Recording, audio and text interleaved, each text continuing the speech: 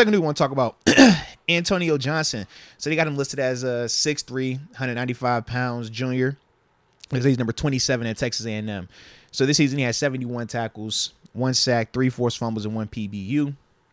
Now when I look at Antonio, excuse me, when I look at Antonio, man, long, wiry frame.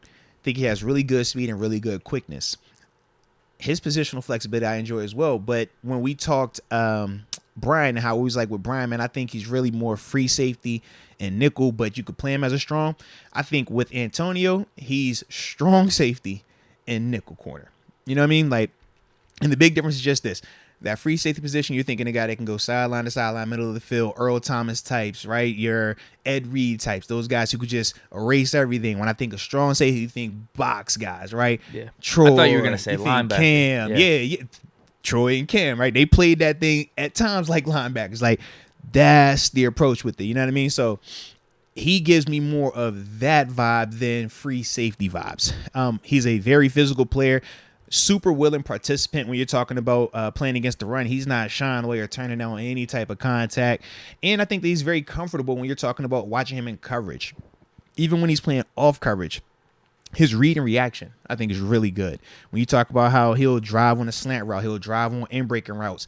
Even if his leverage is off, he's still very competitive at the catch point, which is something that you got to do at this level. Because, like, by design, some of the stuff is just harder to fill. Like, where the hashes are, you're just playing a lot more space out there. So you're not going to always be in perfect position. But you want to be able to compete at that catch point every single time. Antonio does give me that. And I think that he fills the alley really well and takes good angles to the ball when you're talking about run support. When you're watching the ball getting thrown on the perimeter, man, he's one of those guys that he's triggering right now. He's not hesitating, and that's key because it won't allow those offensive players, those blockers to get up on you and give those little guys like Deontay, Steven Sims, and company time to have space because when they get space, that's when they can really hurt you on the perimeter. He's one of those guys that eats it up. Now, some of the knocks on him, he needs to improve his fundamentals with his tackling because he does miss a good amount of tackles. You cut the tape on watching games, it's like, bro, you missing 3-4 tackles in one game. That's a lot. He lays some big hits out, too. Yeah. But once again, that's part of why he misses those tackles because big hits are cool. Dropping with the shoulder. Yeah, they're cool. But if the dude doesn't drop, they stay up. And that's some of the stuff that he runs into. And at the NFL level, it'll be a lot more of that because dudes don't just go down off of hits because these are the best of the best. You know, you talk about some of these guys in college, their contact balance isn't that good just yet. They still trying to figure this stuff out. So you can knock them over with a flipper. You can hit them with the shoulder, and it's good.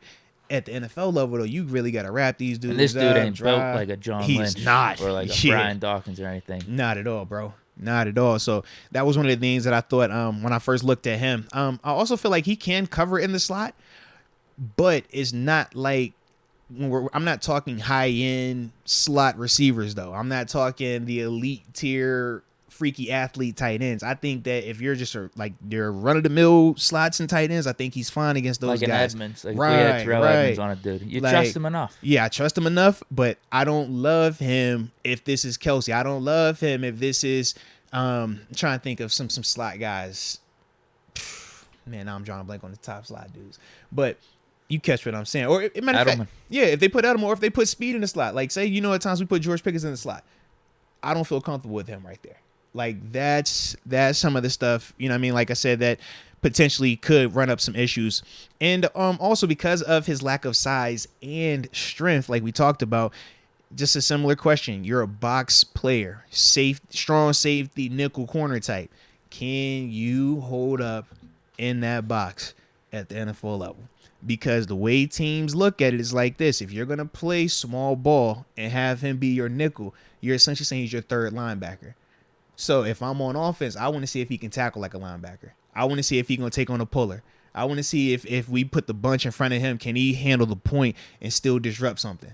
That's the question that I have for him. I don't know if he can do it just yet. He looked like he could do it pretty decent in college. Yeah, college-wise, absolutely. But that's going to be the big question with him. If he can do that, I think he's fine everywhere else. But that's going to be his task right there.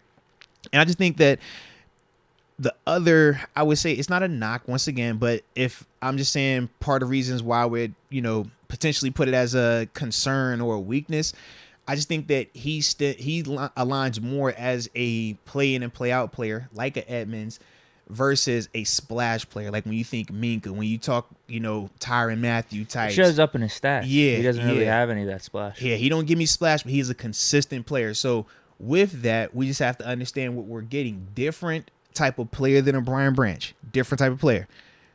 But still a good player, but just different in terms of what you're asking. Kind of like when we talk Edmonds and Minka. Both are good players, but one does certain things very differently than the other guy.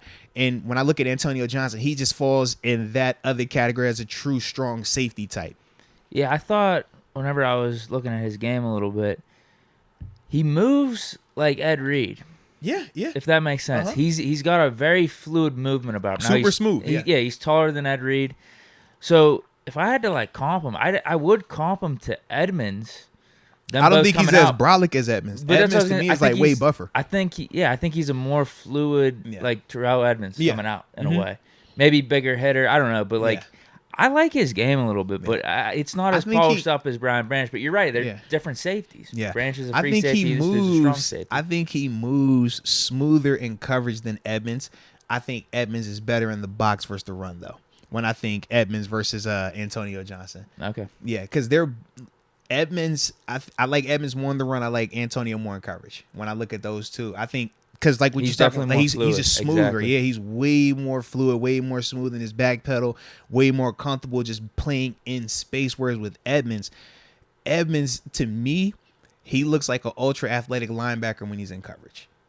Like I think of like Shea at times, like Ryan Shea's there, like, yo, that's just, hey, you might get beat, but you got elite recovery right here. All right, he might do this, but you could slice this. Like that's kind of how I think of him. Whereas when I think of Antonio Johnson, it's just like, yo, he looks like a DB. Like I just don't think that he has the same level of athletic ability as like an Ed Reed or some of these higher end guys that can go out there and do all that coverage stuff on the field. Yeah, on the back end. Yeah, but when you're talking about like in that box area though, those type of coverage and stuff like that, he just looks super smooth and super confident with it. Yeah. Yeah, if you're a team that's looking for safety help and you don't have a free safety or strong safety, I feel like it'd be dope if you somehow got Branch and Johnson like first, second round, just like that. That'd be hard. You'd be set. Absolutely.